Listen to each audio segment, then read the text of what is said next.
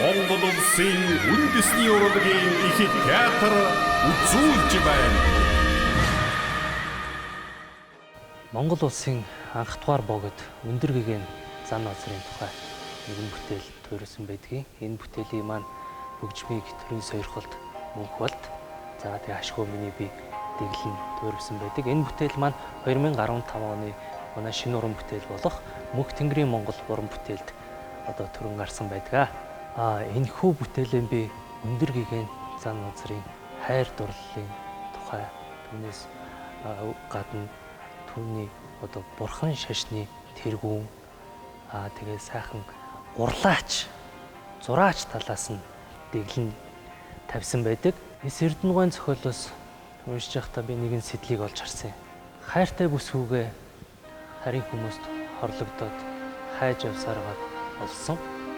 Гэхдээ баруун гарынх нь бурхны барилтай энэ гарын болоод түүнээсээ хайртай бүсгүйгээ дурсан санаж яг тэр гарынхын бариллаас биеийнх нь одоо уян налархай тэр бүсгүй хүний намд төрхийг гаргаж одоо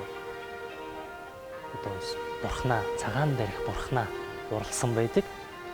Үүнээс би санаа аваад ерөнхийдөө тавилтаа бүжгээс гадна Монголын одоо бас гайхамшиг болсон уран нугаралтай хослуулан энэ цагаан дээрх оршвэ гэсэн бүтээлээ төрөвсөн байгаа.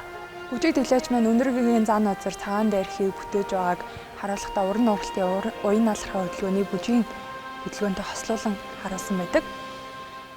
Анх үзүүлэхдээ уран нугаралтын хүнд элементүүдийг одоо уран нугараачаар үзүүлээд бүжгийн хөдөлгөөнүүдийг бол бүжигчнэр гүйцэтгэж байсан болол сүүлд энэ хоёрыг нэгтгэн уран нугаралт болон бүжгийг хоёуланг нэг хүн гүйцэтгэдэг болсон.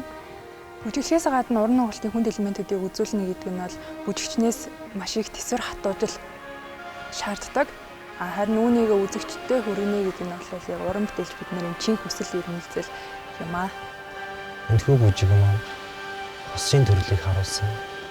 Бүжгийн хүнд элемент болох эргэлт, өргөлт гэсэн элементүүдийг харуулдаг. Өндөр гэгээн зан озер хайртай бүсгүйгээ өгүүлэн дурсаж мөнхөлхийн тулд цагаан дээрх бурхныг сүсэглэн бүтээсэн байдаг. Энэхүү бүтээлийг бүжгэлж байхад тэр бурхныг бүтээх, бурхны гарын ур зурах, ам оруулах тэр хэсэг миний сэтгэлийг маш их хөдөлгдөг. Үнэхээр би өөрөө сэтгэлээсээ энэ бурхныг бүтээж байгаа юм шиг надад тийм сайхан сэтгэл төрдөг. Цагаан дээрх бурхныг амьдлуулан залбирч сүсэглэж дуустдаг та. Баяртай байдаг.